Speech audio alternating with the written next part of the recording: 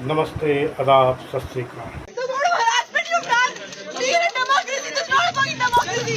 Yes, democracy is democracy. Bengal में democracy यानी संविधान का धज्जियां उड़ा दी गई। शर्मिष्ठा पलोनी के गिरफ्तारी पर ये मैं नहीं, सुप्रीम कोर्ट का ऑर्डर भी है कि किसी भी क्रिमिनल में उसका इंटेंसी देखा जाता है। दोस्तों, सबसे पहले तो मैं बता दूं कि ये जो घटना है ये टोटली पॉलिटिकल वेंडेटा है, यानी राजनीतिक फायदे के लिए ये घटना को घटाया गया, क्योंकि इससे पहले भी धार्मिक भावनाओं को आहत करने वाला बहुत सारा लोगों ने बयान दिया, जबकि उस पर कोई भी एफआईआर नहीं हुआ। हिंदू धर्म पे इससे पहले भी हुआ, लेकिन जब भी कोई मुस्लिम धर्म पे कोई आपत्तिजनक टिप्पणी होता उसमें एक्शन हो जाता, खासकर इसमें राजनीतिक फ़ायदा उठाने के लिए किया जाता है। इसमें भी राजनीतिक फ़ायदा के लिए शर्मिष्ठा पलोनी के गिरफ्तार करवाया गया। ये कानून के नज़र में ये गिरफ्तारी बिल्कुल ही गलत है। सुप्रीम कोर्ट का वरिष्ठ अधिवक्ता अश्विनी उपाध्याय जी ने जो कहा कि इसका गिरफ्तारी कितनी गलत है। ये जजमेंट सुप्रीम कोर्ट के है और बेल इज रूल और jail is exception. Exception condition में ही जेल भेजा जाता है, जहां यह आशंका हो कि भाई ये जो जिसने अपराध किया है विदेश भाग जाएगा। तो शर्मिष्ठा के माता पिता तो भारत में ही हैं, कोई एनआरआई नहीं है कि उसको अपनी बेटी को बुला लेते उधर बाहर कहीं। शर्मिष्ठा की 4th ईयर की लॉ स्टूडेंट है, तो पढ़ाई छोड़ के भी नहीं भागने वाली थी। जब कोई भागने का अंदेशा नहीं, देश छोड़ के भागने का अंदेशा नहीं, कोई क्रिमिनल रिकॉर्ड नहीं, कोई क्रिमिनल हिस्ट्री नहीं, इसके पहले उसने कभी कुछ कहा नहीं। चाहे तो ये हरियाणा पुलिस भी वहाँ पे ट्रांजिट बेल दे सकते थे, वहाँ पर जमान देते थे, क्योंकि वो जो है शर्मिष्ठा कोई आपराधिक चरित्र के लड़की नहीं थी। वो 22 साल की लड़की है, कोलकाता के रहने वाली है, पुणे के लॉ कॉलेज के स्टूडेंट है, मजबूरन हरियाणा में भाग के गया। जबकि उनका पिताजी के कहना है कि इनके बारे में जो ये 7 मिनट का वीडियो जिस टाइम ऑपरेशन सिंदूर हुआ था, उस टाइम सबकी तरह उन्होंने भी पाकिस्तान के खिलाफ ये फेसबुक में पोस्ट किया था, जिसमें उसका जवान पिछल गया और वहाँ का जो मुस्लिम धर्म है उनका नबी के खिलाफ आपत्तिजनक टिप्पणी किया गया, क्योंकि उसको दिमाग से शायद ये निकल गया कि पाकिस्तान में जो मुस्लिम है, जो धर्म है, जिस को पूछते हैं, उसी धर्म का बहुत सारे लोग हमारे हिंदुस्तान में भी रहते हैं। जबकि हिंदुस्तान में इस तरह के बयानबाजी पहले भी धार्मिक बयानबाजी किया गया, आपत्तिजनक टिप्पणी किया गया, जिसमें एफआईआर नहीं किया गया। उसका जवान फिसल गया और इसमें जो नबी के बारे में आपत्तिजनक टिप्पणी की थी, जिसके कारण वहाँ के राजनीतिक करने वाला इसका फ़ायदा उठा लिया और इसको बंगाल पुलिस ने हरियाणा से उठा के लाया, क्योंकि एक धर्म को खुश करना चाहता। दोस्तों, मैं आपको बता दूँ, कानून की नज़र में से पॉलिटिकल वेंडेटा किस तरह का हुआ, इसका वीडियो मैं अलग से एक बनाऊंगा, लेकिन मैं कानून का नज़रिए से बताता हूँ कि ये जो है कोई भी क्रिमिनल लॉ में, चाहे थाने में हो चाहे जज में, वो क्रिमिनल के इंटेंसिस देखा जाता है, वो किस मंशा से क्राइम किया है। कभी कभी ऐसे होता है कि बहुत लोग प्रोफेशनल क्रिमिनल नहीं है, लेकिन गलती से उसका क्राइम हो जाता है। अगर किसी के बहन बेटी को आपत्तिजनक कोई टिप्पणी कर दिया या अश्लील हरकत किया या रेप किया, तो उसमें उसका भाई या पिता जो है गुस्से में किसी को सर फोड़ देता या किसी को हत्या कर देता। तो ये इंटेंसी उसको हत्या करने के नहीं था, उसको सर फोड़ने के नहीं था। यह जज, जो कोर्ट के जज, मजिस्ट्रेट के जज, ये देखते हैं कि इस किस इंटेंसी से इन्हें हत्या कर दिया गया या इन्हें मार दिया गया। इस आधार पर ट्रांजिट रिमांड या ट्रांजिट बेल दिया जाता है। इसमें जो 22 साल का शर्मिष्ठा पलोनी ने उसके गलती से उसका जवान फिसल गया और नबी के बारे में आपत्तिजनक टिप्पणी किया। जब उसे बाद में एहसास हुआ, इस 7 मिनट का वीडियो उन्होंने डिलीट किया और माफ़ी भी मांग लिया। लेकिन पॉलिटिक्स करने वाला इनका फ़ायदा उठाना चाहते थे, जिसके कारण वहाँ का पुलिस, बंगाल पुलिस, शर्मिष्ठा को हरियाणा से उठा कर लाया। जबकि हरियाणा के पुलिस भी चाहता तो वहाँ उसे रोक सकता था। उनका इंटेंसिव यानी क्राइम करने की इंटेंसिव देखता है कि उनके इंटेंसिव क्या है, उस हिसाब से उनको गिरफ्तारी करता है। लेकिन ऐसा नहीं किया गया। यहाँ पर आया, यहाँ के आने के बाद भी उसको मजिस्ट्रेट कोर्ट से भी बेल नहीं मिला। मजिस्ट्रेट जज जो है वहाँ पर केस डायरी नहीं दिया गया।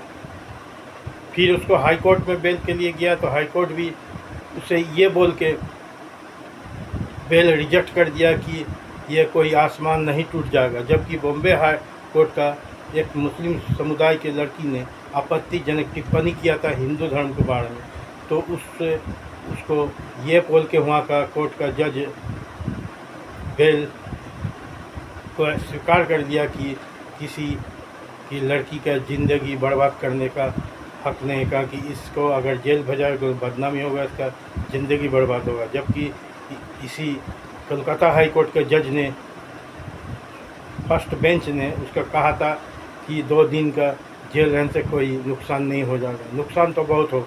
उसी कोलकाता हाई कोर्ट में दूसरा बेंच में उसको ये करके जमानत दे दिया गया और बंगाल पुलिस को कार लगा के ये कहा गया कि इसका अपराध क्या है, इसका केस डायरी क्या है।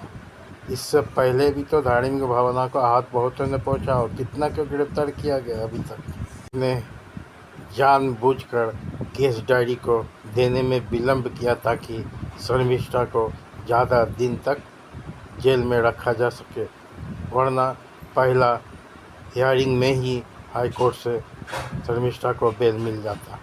शर्मिष्ठा के वकील क्या कह रहे इस वीडियो में आप देखिए। Considered 3 things prima facie, that one, the girl was under grave threat, and their security should be given. The second, court have prima facie arrived that there was no disclosure of a cognizable offence. Third, the court has prima facie arrived that the grounds of arrest was given mechanically and there was no grounds of arrest as is required to be given under Article 22(1) of the Constitution of India and 47 of BNSS.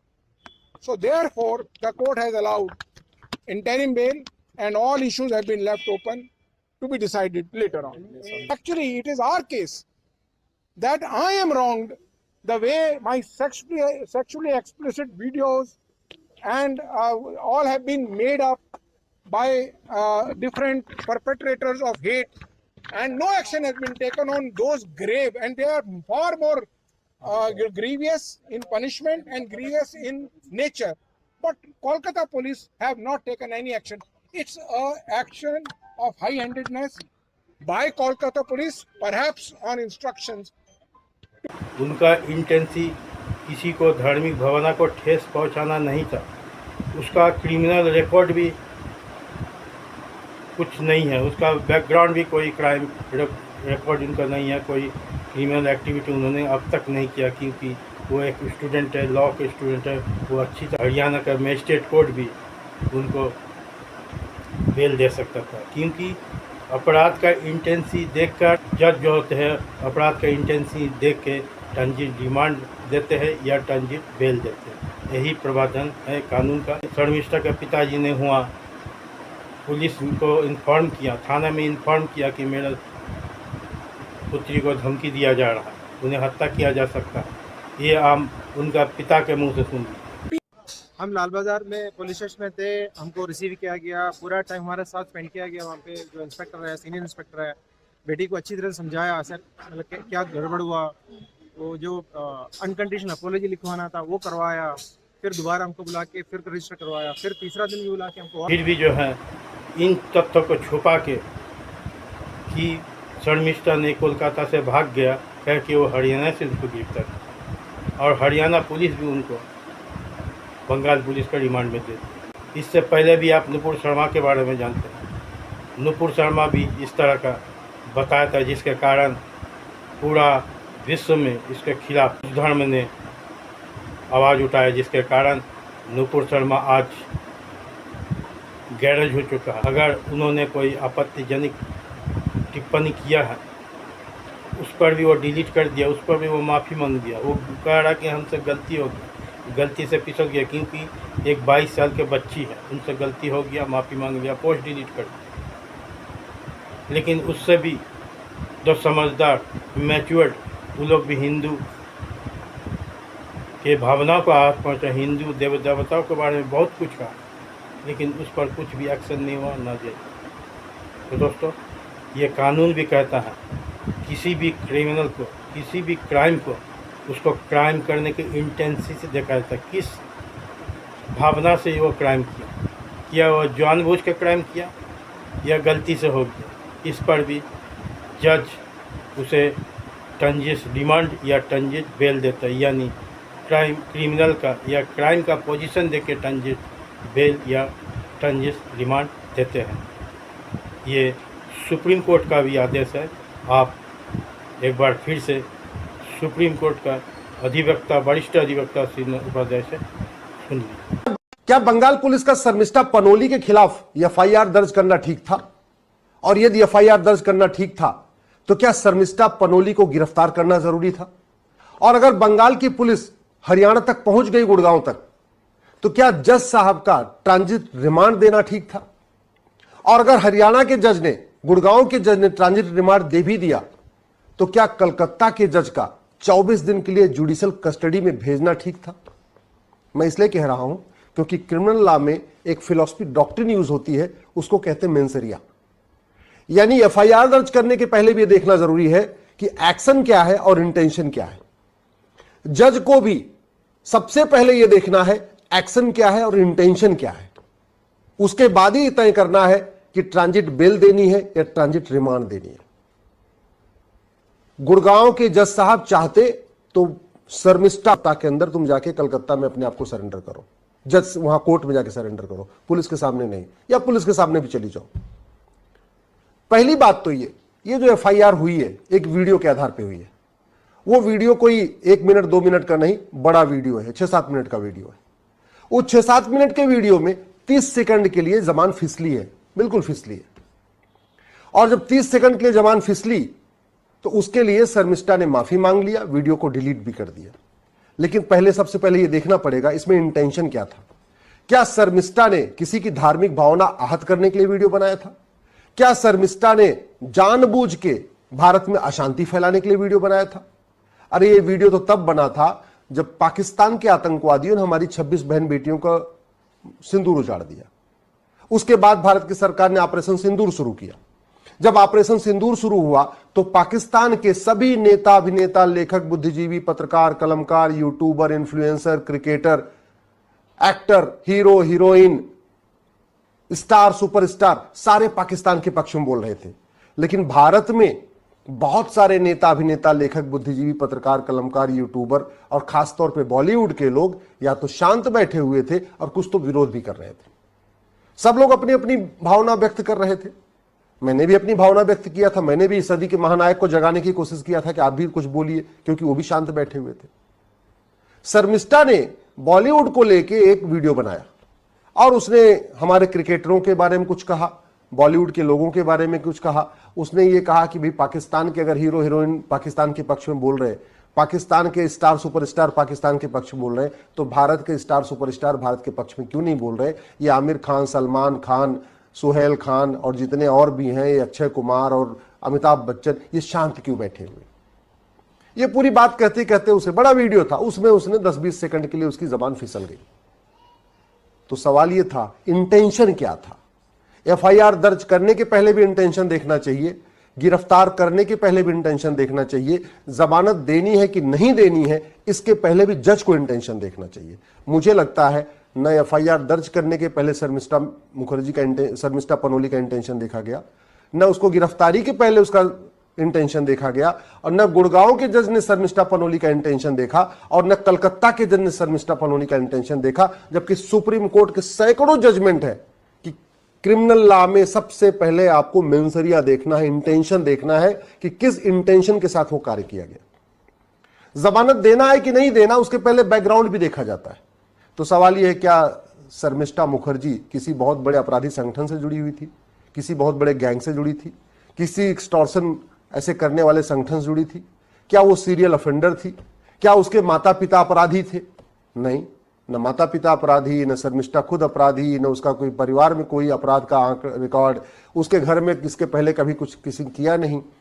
फिर background भी देखी जाती है। शर्मिष्ठा ला कर रही थी, एक bright student थी, 10वीं में उसके अच्छे मार्क, 12वीं में उसके अच्छे मार्क। मैं बार बार कहता हूं, जो मैं मेंसरिया की बात कर रहा हूं ये मैं नहीं कर रहा हूं, ये जजमेंट सुप्रीम कोर्ट के है। और बेल इज रूल और jail is exception. Exception condition में ही जेल भेजा जाता है, जहां यह आशंका हो कि भाई ये जो जिसने अपराध किया है विदेश भाग जाएगा। तो शर्मिष्ठा के माता पिता तो भारत में ही है, कोई एनआरआई नहीं है कि उसको अपनी बेटी को बुला लेते उधर बाहर कहीं। शर्मिष्ठा की 4th ईयर की लॉ स्टूडेंट है, तो पढ़ाई छोड़ के भी नहीं भागने वाली थी। जब कोई भागने का अंदेशा नहीं, देश छोड़ के भागने का अंदेशा नहीं, कोई क्रिमिनल रिकॉर्ड नहीं, कोई क्रिमिनल हिस्ट्री नहीं, इसके पहले उसने कभी कुछ कहा नहीं, और दूसरा वीडियो भी बनाया गया भारत पाकिस्तान के युद्ध के समय ऑपरेशन सिंदूर के दौरान, और मेन टारगेट बॉलीवुड के हीरो हीरोइन थे, नायक और महानायक थे, सदी के महानायक थे। तो फिर किस ग्राउंड पे कलकत्ता पुलिस ने एफआईआर दर्ज किया? किस ग्राउंड पे कलकत्ता की पुलिस गुड़गांव तक पहुंच गई? किस ग्राउंड पे गुड़गांव के जज ने ट्रांजिट बेल देने की बजाय ट्रांजिट रिमांड दे दिया? और किस ग्राउंड पे कलकत्ता के जज साहब ने उसको बेल देने की बजाय 24 दिन के लिए जेल भेज दिया? सरेआम सुप्रीम कोर्ट की धज्जियां उड़ाई गई हैं, सरेआम संविधान की धज्जियां उड़ाई गई हैं। इसलिए मैं माननीय सुप्रीम कोर्ट से कहता हूं, आपके आदेश को डिस्ट्रिक्ट कोर्ट के जज फॉलो नहीं कर रहे, और वो इसलिए नहीं कर रहे हैं, सुप्रीम कोर्ट आदेश देता जा रहा है, लेकिन आज तक हाई डिस्ट्रिक्ट कोर्ट के जजों को सुप्रीम कोर्ट का आदेश न मानने पे सस्पेंड नहीं किया गया। जब तक 2-4 जजेस को सस्पेंड नहीं किया जाएगा, जहां सुप्रीम कोर्ट का क्लियर कट जजमेंट है, अरुणेश कुमार है, ऐसे बहुत सारे केसेस हैं जहां बेल देना है कि नहीं देना है, सीधे सीधे गाइडलाइन बनी हुई है।